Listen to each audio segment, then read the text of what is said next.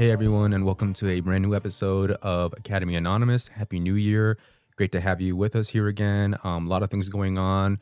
First month of the new year, and we're trekking towards what eventually will be Oscar nominations coming up soon. A lot of televised programming, a final say on a bunch of screenings, final predictions for a bunch of ceremonies. Got a lot to cover today. Let's jump right in. As always, I'm Joseph, and I'm here with Jules. And as always, remember to check out our socials, especially our Twitter at Academy Anon. It's on the cover art for the podcast. And also check out our website, framesandflicker.com. We've also updated the prediction charts with all the precursors coming out. And then this January is packed with precursors from the industry, which is arguably much more important than what the critics' precursors entail. So be sure to check that out. You'll see a lot of, wins, noms, special mentions, runner-ups, all on our prediction charts. It's really cool. And yeah.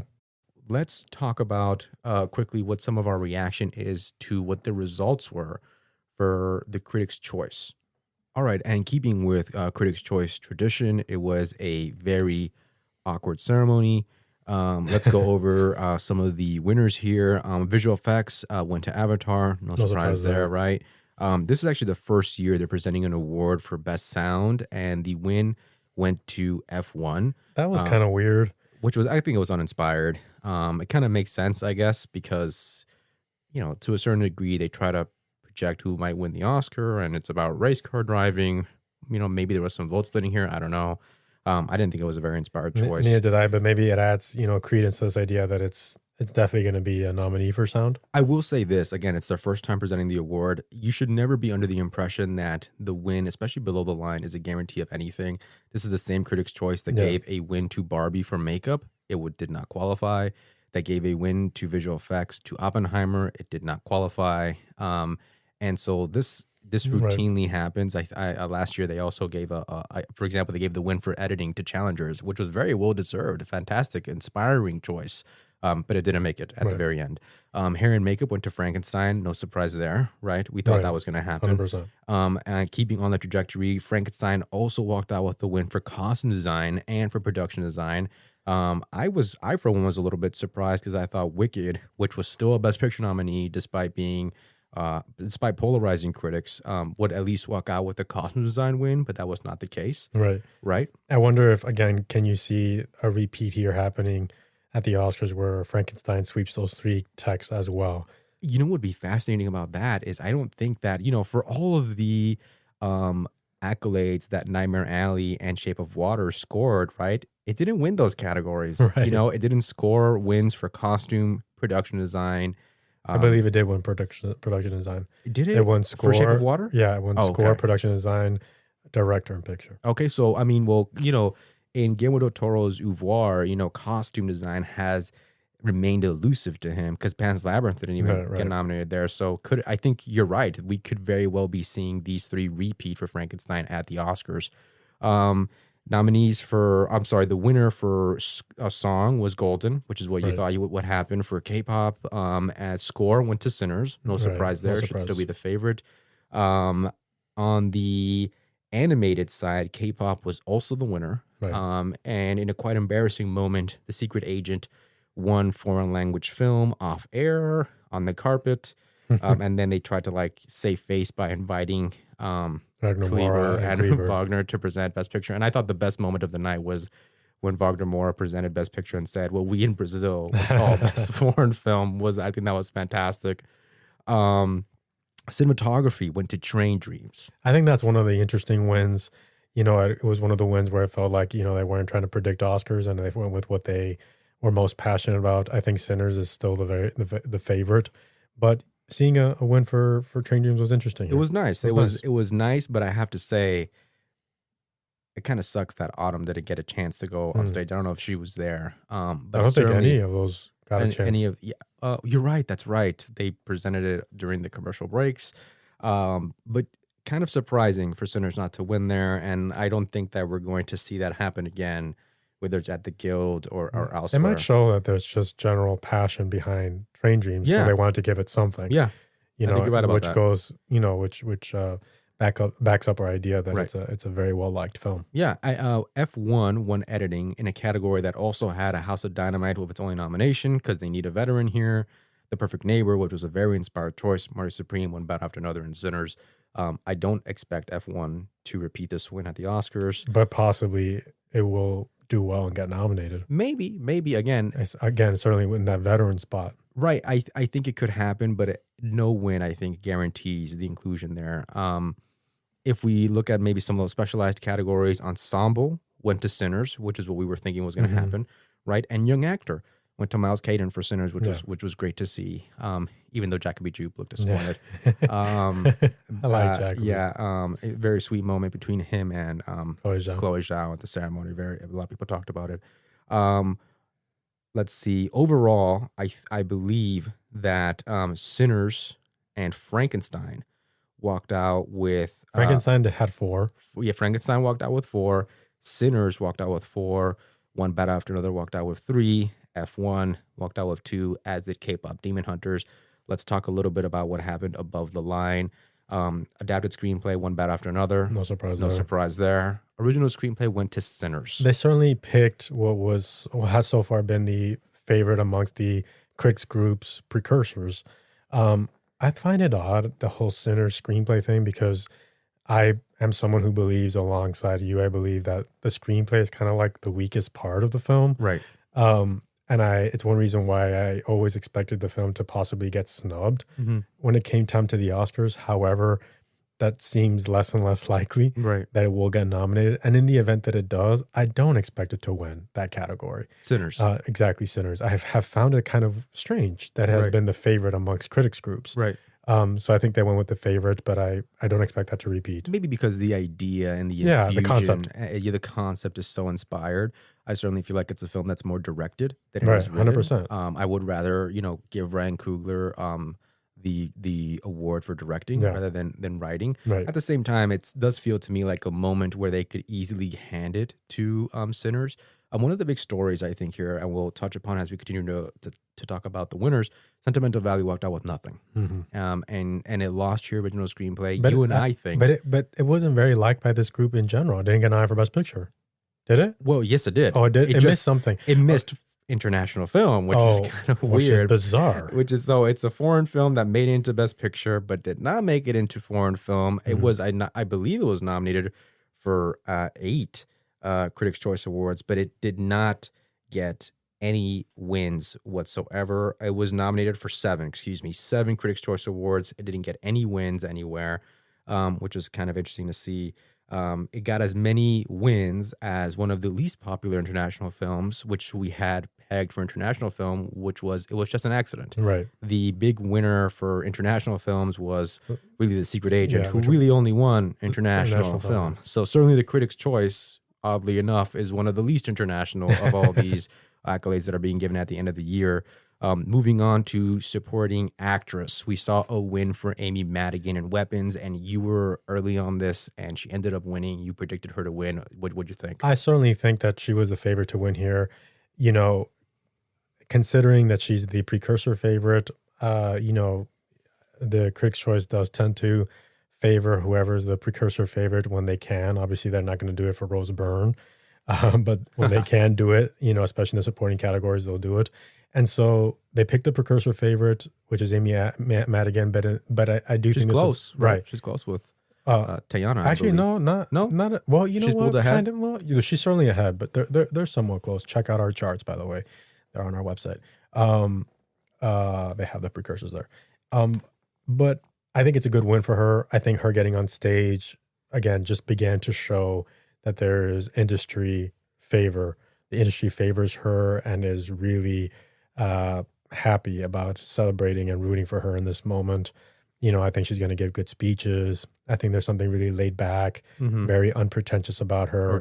Very organic, very natural. Earthy, yeah. And something just nice seeing someone not in their prime having such a prime moment. It kind of felt that Ethan Hawke was happy to give her the award too, right? Yeah. She's just been around for a very long time. She has a decades-long career. It feels like the beginning of something forming here for her, possibly, in that, even if it's an unorthodox choice for a Best Supporting Actress win, it might just have all the right elements, and more importantly, the industry backing behind it to make it happen. I think it's also interesting. Again, Amy Madigan is the longtime partner of Ed Harris, and that's an important thing to remember. But something else is, I think it was really appropriate that Ethan Hawke gave her the award. Ethan Hawke was a nominee tonight. He did not win. But they sort of have similar stories in the sense that they've been in the industry for such a long time and they can do anything and they've mostly done everything.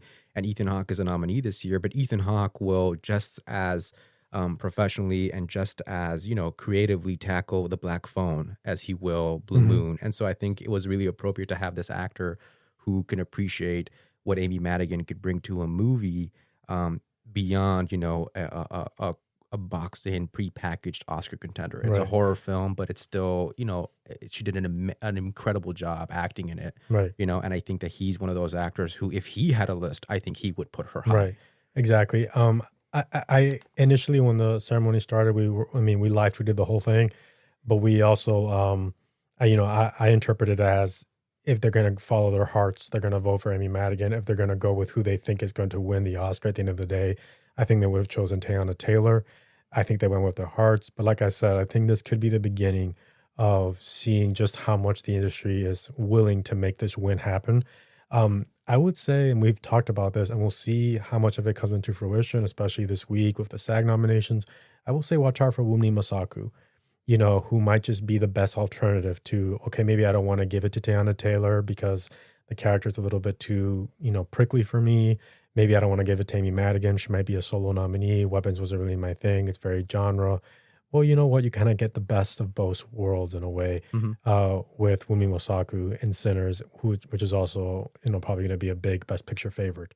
So watch out for Wunmi Mosaku. Yeah. Because at the end, she could really muster a lot of goodwill, and that could be an acting win. I agree there, and you have to be careful with a nomination for her at the SAG, where the tide could really turn. Wunmi Mosaku, previous BAFTA nominee, so don't be surprised if you get a little bit of a turn of the tide there as well. But continuing with the love for horror films, supporting actor went to Jacob Elordi for Frankenstein, which is something you were sort of resistant to, but I had sort of pegged as maybe this was a place they were going to give the win to, and it kind of not too different from what you're saying in the sense where it's just been discussed at such length where if they're going to follow their heart, it kind of made me feel like it would have gone for this performance from Jacob because I thought they would have. Stellan. I thought they would have wanted to predict who was going to win the Oscar, but they didn't. I mean, they didn't unless they really think that there's a lot of mileage here, which may be the case. Maybe we're underestimating it, or maybe they're probably overestimating it. Because even if he does get nominated, I assume at one point, just the nature of him being early in his career, the nature of the role 100%. is going to factor against him. But it was a huge win win for him. Yeah, and I think Stan Skarsgård wasn't there, was he? I don't know. I didn't see him. I didn't think he was. I know I saw L, and I think I saw Inga. I'm not sure I saw Inga either. I know I saw L. That's very interesting. I wonder if that could have played a part. You know what? I think he was there because they had an interview with Alexander, his son, who was there. And I think they had alluded to his father was on the way or something like that. But I did not see him. But again, it's a big win for him. Not a lock by any means. I don't think Amy Madigan's a lock either. And I think we'll cap this off after the lead actors. But the critics' choice are not infallible. But first, let's talk about Best Actress. And finally, Jessie Buckley gets on the stage for HAMNET, and she lives up to all the expectations of what was a great speech. Yeah, great speech. You could feel in the room the appreciation and the respect for the performance, for the actor, for her talent.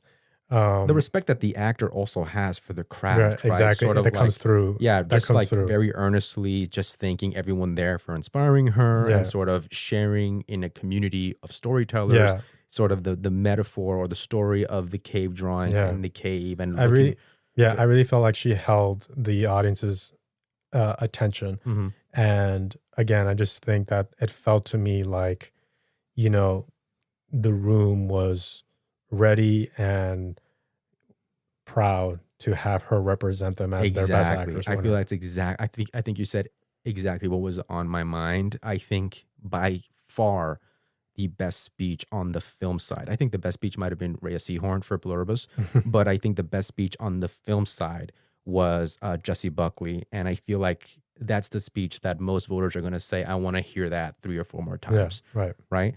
Which brings us to our final speech, which was the win for Best Actor went to Timothée Chalamet, which you had correctly predicted. I was a little bit split. I thought it would be Leo DiCaprio for One Battle After Another. Well, before we get there, I think there's a lot to unpack with the Timothée Chalamet stuff, that I think was one of the more interesting revelatory moments of the entire thing. Before that, we'll just, really quickly, obviously the Oscar frontrunner that is One Battle After Another, won Best Picture and Best Director. Those weren't surprises. I expect that to happen again at the Golden Globes.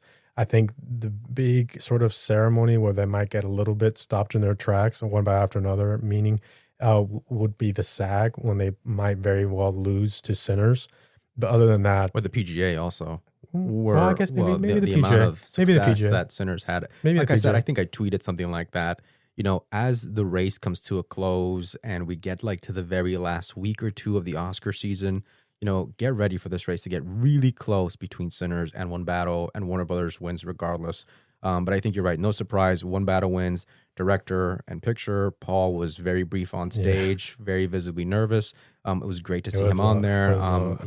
As we've said, Paul Thomas Anderson is our hero, and seeing him on stage is just a pleasure. And it's also great because it's very evident that for Paul and for a lot of people just there tonight, and I suspect this will be the case throughout the season, Ryan Coogler and everything he's achieved this year with Sinners is a hero to them, which was great to see. But so let's circle back around to what we think was maybe one of the more consequential moments of the night, which was the Timothée Chalamet win for Marty Supreme. Again, you had pegged this. I had thought maybe DiCaprio for One Battle After Another.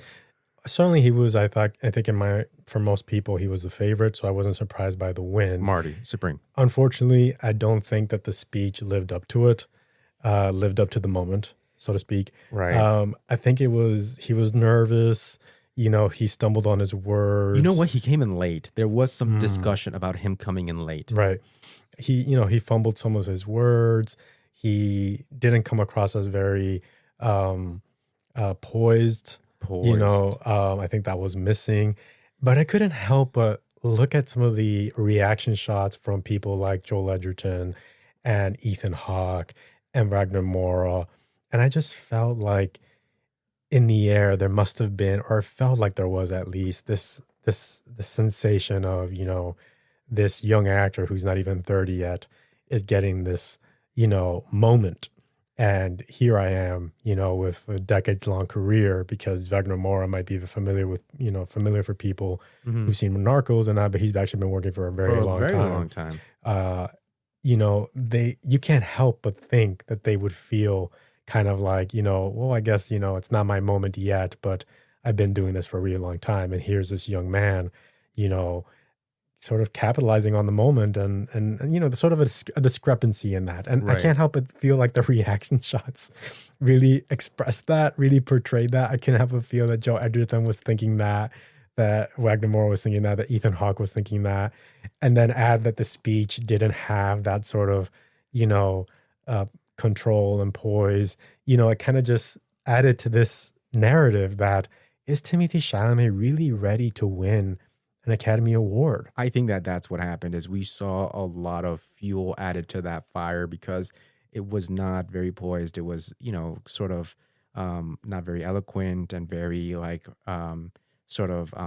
erratic, and you shouting out Michael B. Jordan a bunch of times, not really discussing the process. Again, it's kind of the antithesis of the speech he gave for A Complete Unknown, where it seemed very prepared and very ready to deliver his honest feelings about how he feels about himself and his career. So it's kind of a weird mix of that, but at the same time, it could be actually also reactionary. Maybe. Last time I did this, and I was, kind of being honest, Right. I mean, I will also say that it's kind of tough to follow Jessie Buckley, right? Who is, seems very much about, how the art touches her or inspires her in a very specific way, very personal way, and just a lot of appreciation. And again, she was ready to be in the moment, despite it being her first time on that stage. And it just didn't seem like Timothy was on that level, and it didn't seem like any one of those individuals that you talked about, and I'll add Michael B. Jordan, it didn't seem like what he was delivering was very inspiring or inspiring to them. Right. And so I do. It did seem a little bit like the young man in the room, like the youngest nominee in the category won. Yeah, and it was apparent. Yeah, exactly. And I think this coalesces a little bit with things that have been surging with Timothée Chalamet for a while now. And it's that, besides having this sort of youthful energy to him, he is a very young man. He's not even 30 yet, I believe so. He's very popular at the moment. He's dating a Kardashian. He's dating Kylie Jenner. He's very much in the pulse of, mainstream Popular pop culture. There's an aspect to all of this that I think might just be a little bit too loud and too, ostentatious for some voters. And I also think who like their actors a little bit more, reserved, like Jessie Buckley, for the craft. Right. I do this for the craft. Add to that the antics of the camp, Yes, the antics of the promotional, thing. The press tour for MARTY SUPREME, I think might have rubbed people the wrong way. Again, it's been very successful because the film has made a lot of money. But yes, this could be a factor. When you're seeing him rapping, and you're seeing him, just with these with his cockiness, On top of this in a way, it's for some voters, it could easily be polarizing. Mm-hmm. It could easily be unattractive. But then when you have a moment like this, it's sort of like, because those things already exist in the ether, those antics, the popularity, all of that stuff, you have doubly the pressure to like perform, to hit it out of the park. Right. Because it's not as if, it's an unknown actor that I'm getting to know for the first time. Right. Like Mikey Madison in a way, who didn't give super eloquent speeches when she won. No. But, they were acceptable because, it's a new face that you're just getting to know and you're happy for her. Right. It's almost like all that attention on Timothée Chalamet as the person, as the figure, just adds more pressure to having to pull these moments off. Right. But the expectation, I think, is a little bit higher for Timothée Chalamet, even if that is unfair, and maybe it is. But he's not like Mikey Madison. Mikey Madison had her moment in Honora that he had in Call Me By Your Name. And so he's been on this stage, or, he's been in this environment several times already. So to me, it's sort of like, when Joaquin Phoenix lost for all those times he was nominated, he wasn't necessarily at a place to deliver the sort of speeches and the sort of appreciation and the sort of share the sort of wisdom that he's had over an immense career when he was finally up for the win for Joker. Right. It's sort of like, it sort of coalesced where the industry was finally ready to give it to him, and he was finally ready to accept it in a way that they were comfortable with, if that makes sense. Right. And sometimes it doesn't reflect the performance, but this comes with, all campaigning. And so certainly it was the speech that you and I were sort of left thinking, this is a stumble. Right. This is an immediate stumble. But I also say, unfairly as it may sound, I do think that, the fact that he's dating Kylie, and again, just I think adds more spotlight to this idea that he's, a very popular figure, in pop culture at the moment, that I think makes him a little bit less attractive to give him an Oscar. Before the age of 30 or at the age of 30, in a way some voters might see his 3 nominations in lead, possibly 3 nominations in lead, as award enough, that maybe he's not yet at that stage where they feel the maturity is there to, I guess, that the maturity that they're comfortable with, to give him the lead actor Oscar win. I don't know. Right. I mean, I think you're valid in all the things you're saying, and I share that sentiment and those thoughts. And again, I feel bad saying that, because I don't think you should. Oh no, you should never judge or judge someone's performance or their work based on, for example, who they're dating. Right. But I think in the society that we live in, unfair as it is, I think those are things that you think about. Right. Timothée Chalamet dating Kylie Jenner, rapping, all these things, they just make him a less attractive contender. Right. And I think part of the issue also, and I think that element exists, but I'm not sure it's going to take over everything. But to me, more importantly, is just the quality of the speech, right? Married with his age, which is usually very young in his career to be getting this award, coupled with the character of Marty Mauser from Marty Supreme, that to me is where we start getting too complicated. Because again, I don't think that I think Marty Mauser is an extremely unlikable character. And I think, Timothée Chalamet does an incredible job playing the character, but his unlikability is pretty extreme, I think. And that's going to turn off some voters. And so in order to balance that, you really have to knock it out of the park on that stage. And so... Which in a way, I think someone like Demi Moore did such a great job being in a film that doesn't necessarily... wouldn't speak to a lot of voters. It's sort of outside their comfort zone. It's, very genre, very graphic, but very her quiet. Speeches were so, there's not a lot of dialogue.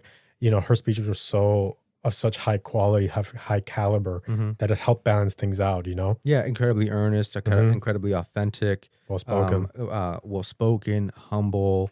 And those things factor in. And again, she's still lost. So they're always going to judge the work first. But they are going to judge, I think, the fact that Marty Mauser is unlikable. Add to that he's coming off the achievement and the nomination for A Complete Unknown. I'm not sure if that helps or hurts. We already talked about how I think that there's a timing issue here.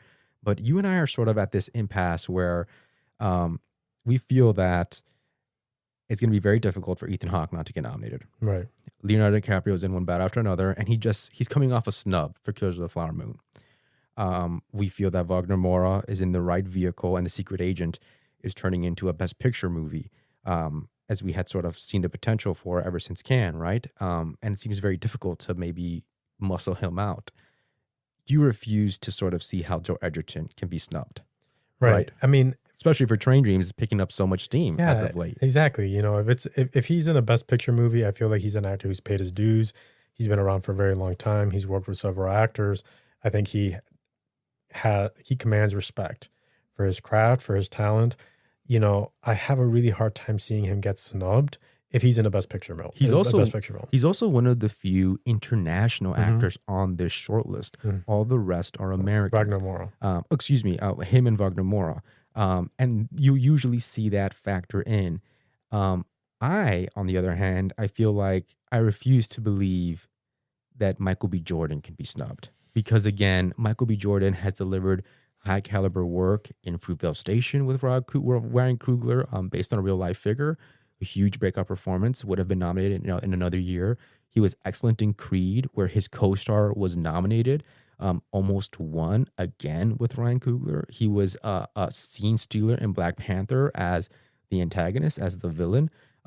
Critics pointed him out. It was a Best Picture movie, and he still didn't get in.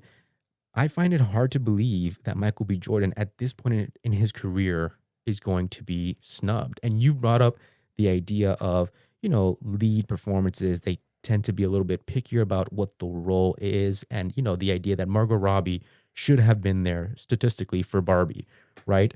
But that she got snubbed because she was playing Barbie. And that makes sense. Except to me, the difference is Margot Robbie's been nominated several times, 3 times by that point, and Michael has yet to be nominated. And so if we're at this impasse and you think that Joe won't get snubbed, and I think that Michael won't get snubbed, the question is, who's going to get pushed out?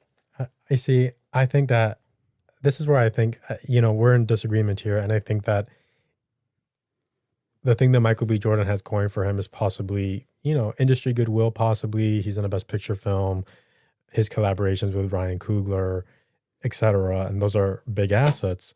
However, we just recently saw Sinners again when it had its re-release in IMAX. And you and I, after seeing it, came out thinking what we thought the first time, which is that Michael B. Jordan just doesn't have enough here to land a Best Actor nomination. He would be landing the Best Actor nomination above all else because of that goodwill. Not because there's a scene to latch on to or there's a big Oscar-y moment. Michael B. Jordan is missing those things. He has a couple confrontations that are very propelled by, plot devices. There's also we said the issue that he's playing 2 characters, but there's not enough being done in the performance or in the direction of the performance to differentiate the two twins, the set of twins, which I think might bite him in the butt. I don't know. We both felt very strongly that there just didn't seem like there was enough here to land a Best Actor nomination. And I think what's changing your mind a little bit now is that you see that there's goodwill for him and for the film and Ryan Coogler, et cetera, in this moment. And I get that. And that's no small thing. But if we're just looking at the film, when they put on the film and they watch the performance, every other actor you mentioned has a gravitas, has a scene, has moments that spell out, Oscar contention. Something that he doesn't have. In fact, I would go so far as to say very few people in that movie do have. One of the few people who has it is Wunmi Mosaku. The problem is, or rather the advantage is that someone like Wunmi, but someone also like Delroy Lindo benefit from being in the supporting category, where that might matter less, A, or B, the competition might be a little bit less fierce. But when we're looking at the 6 actors possibly who are looking to get nominated for Best Actor, it's more difficult to say that you're going to snub Joel Edgerton, for example, who, you're right, he doesn't have these big shouting Oscar moments, but a lot of it is internal. And a lot of that actors will be appreciative of, that you have to act without your words, that you have to act, trying to express the, ineffable, the internal. And then they're showing us like Timothée Chalamet and Ethan Hawke, another very nuanced turn in Wagner Moura, so I just feel like all of these actors, just looking at the work itself, have stronger material than he does. I think I understand that point, and I think it's valid. But to me, having just seen Marty Supreme, something really stands out. Timothée Chalamet on that stage really stands apart from the actors around him. Everything that he's accomplished thus far, all the accolades he has, the roles he has, versus these other actors, including Ethan Hawke, who has yet to get a nomination in the lead actor race.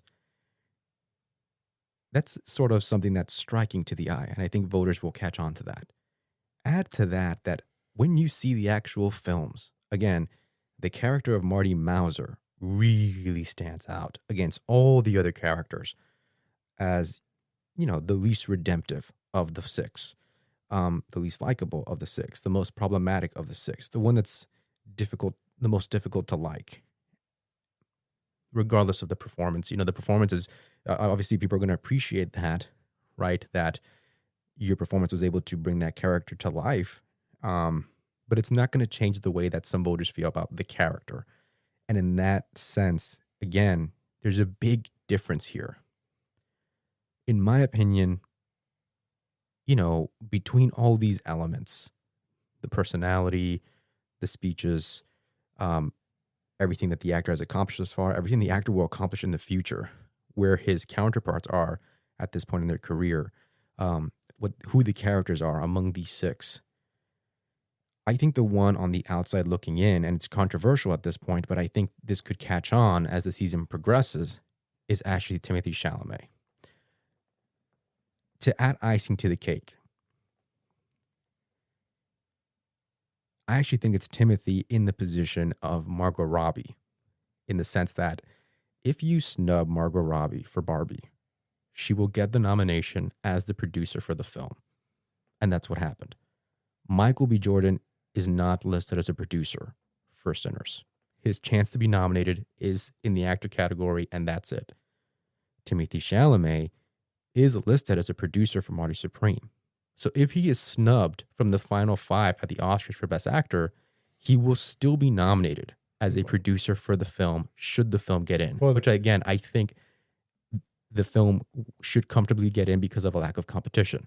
Well, I just want to say that we don't know exactly yet if he, how that is. There's certain rules. You might be a producer, but at the end you might not qualify for the Oscar one. So we don't know that yet. Right now, he is being campaigned as a producer on the FYC A24 Guild site. So it should very much be in the vein of the way Margot Robbie was nominated as a producer for Barbie. So because of that, I think the Academy is going to take advantage and leave him off the list and put in all these other actors who have not had an opportunity yet. And I think part of that is everything that we've mentioned. And part of that is the fact that he was just there for a complete unknown, for a performance that is, again, as dimensional as that performance is quite likable. He did an excellent job. He didn't sugarcoat Bob Dylan at all, right? But that's not the same as what we're being asked to sort of vote for when we see Marty Mauser and Marty Supreme. And so that's I think where I'm at right now. And we may see this factor in, as I think we will, when SAG comes around and he may lose it. When the Golden Globes come around, and right now we're pegging a win for him, but Blue Moon overperformed. So what if Ethan Hawke wins that category? Right. If Ethan Hawke wins the Golden Globe, I think I'd be a little bit more open to possibly, seeing a world where he gets snubbed. Right now, I just think there's just too much momentum behind him to get snubbed. I think the real story here is possibly not winning and not being the runaway Oscar winner that people think it's going to be for Best Actor. I don't think the narrative is, oh, wow, he didn't get snubbed. In fact, like again, we disagree here. I think the narrative is Michael B. Jordan is definitely getting in. Oh, wait, he did not get in.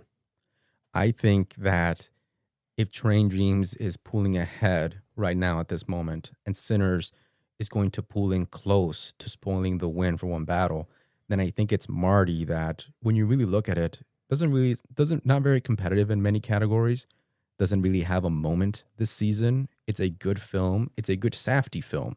Maybe not the best Safdie film. I would argue that it's not going to be unanimous that this is the best Chalamet performance. And so looking at all those things, to me, it reads like an also-ran. If you're an also-ran, I think that puts you on the chopping block, because this opportunity does not come around very often for Michael B. Jordan, for Joel Edgerton. Yeah, but you're keeping Leo DiCaprio. Yes. But the only excuse you're using is a snub for Killers of the Flower Moon, but they might as well just say, well, Leo's been here. Yeah. Leo will always be here. Yeah. Except we don't have to nominate him often. Right. And I think that that's a valid point. I mean, if I had to kick someone else out, maybe it would be Leo, with the caveat being that Leo is in the surefire Best Picture too, right? And the other one being that he's coming off a snub, an egregious snub for Killers of the Flower Moon, right?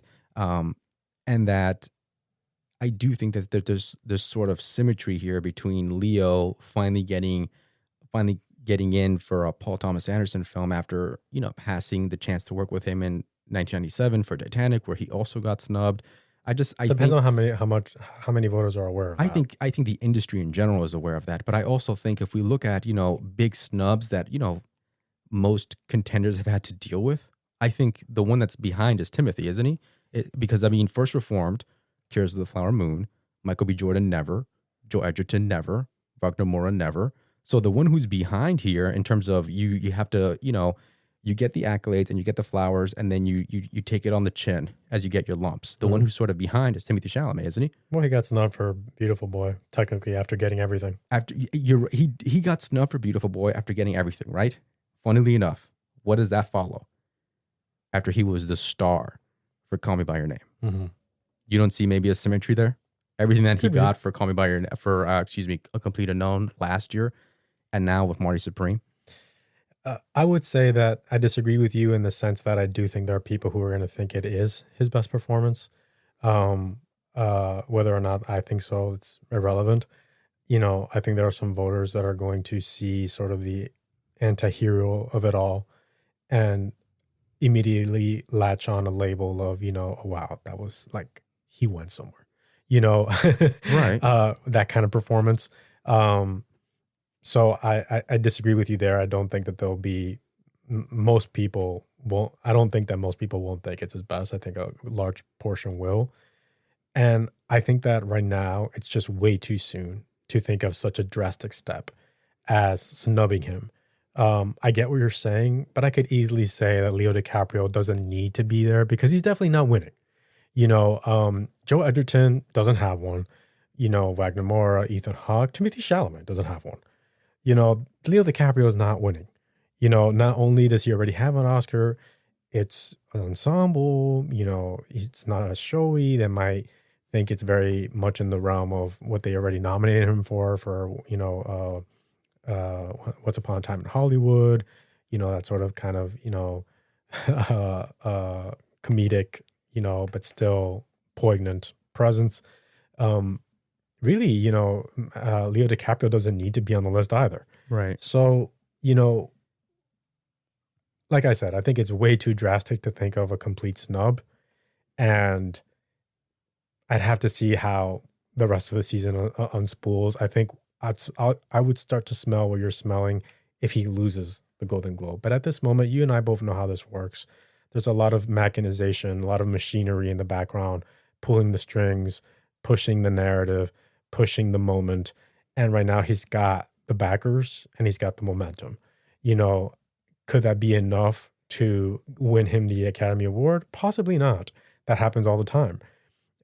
But could it be enough to, would it not be enough to even get a nomination? That I'm a little bit less certain of. I mean, sight unseen, we had said that while everyone is looking at Timothée Chalamet, the performance to sort of be aware of is Wagner Moura. And that while he may be the favorite, Wagner Moura is the dark horse here, could get a Golden Globe win, and could maybe be the only sizable threat to Timothée Chalamet. Months have passed, and I feel now we have seen it. And looking at that, I feel like Wagner Moura evens out a little bit more with him, just by the virtue of The Secret Agent is no longer the best kept secret. It is a surefire best picture contender right now, and it's going to have a tough time being kicked out of that top 10. After tonight, I don't think that Timothée Chalamet is the favorite anymore. I think it's going to be a dogfight between all of them, all these people, to score that nomination, and between some of them to score that win. And after that speech, I'm saying that he's no longer heads and shoulders in his positioning against the other nominees, the other contenders in his category, among these other these other 5 contenders, that he is as stable and as vulnerable as any of them. Mm-hmm. I feel like this is a performance that, despite all the fireworks that's going around with, critical acclaim and box office success and this recent win, I kind of feel this train going the opposite direction than it should be. Mm. He's getting less competitive, not more competitive. Mm. I mean, like I said, that's an interesting point, but I'm not ready there. I'm not ready to say, I'm not ready to be on that side of the bridge and say, yeah, he's going to get snubbed. I'd have to see more things than just a poor speech. But I do think that the revolving factors around him, more than the performance itself, or rather more than the film or the performance, all the things around him, not helped by the fact that it's an unlikable character, but all the things around him, I think, are possibly the undoing here. I mean, of a win. We'll see what happens. There's about a month left. But I think not for nominations, because nominations will be soon. In fact, I think voting already started. I have to check that. And like I said, he's got the momentum. He does have the momentum. What he might lose in the end is enough of a reason to give him the win over someone like Ethan Hawke, over someone like Wagner Moura, over someone like Joe Edgerton.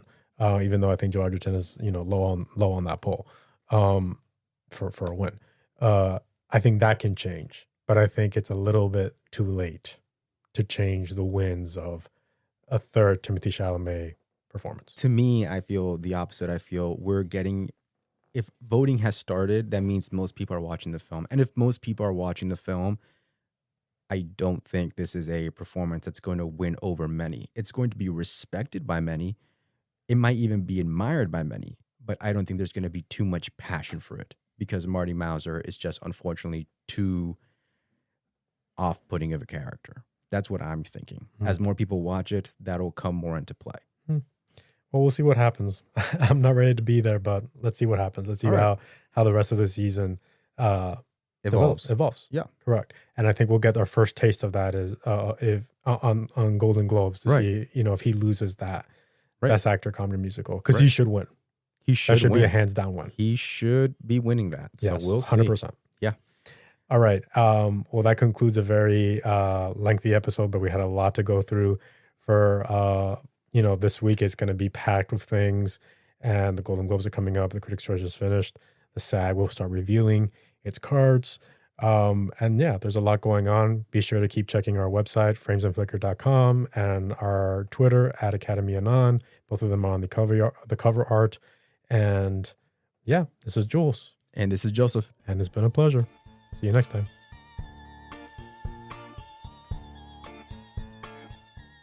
If you've been enjoying the Academy Anonymous podcast and want to support the work we're doing, there's a voluntary support link in the show notes. Totally optional. Just a way to help us keep the podcast going. Thank you for listening. The music on this episode, entitled Cool Cats, was graciously provided by Kevin MacLeod and Incompetech.com. Licensed under Creative Commons by Attribution 3.0. http://creativecommons.org/licenses/by/3.0. Disclaimer. The Academy Anonymous podcast is in no way affiliated or endorsed by the Academy of Motion Picture Arts and Sciences.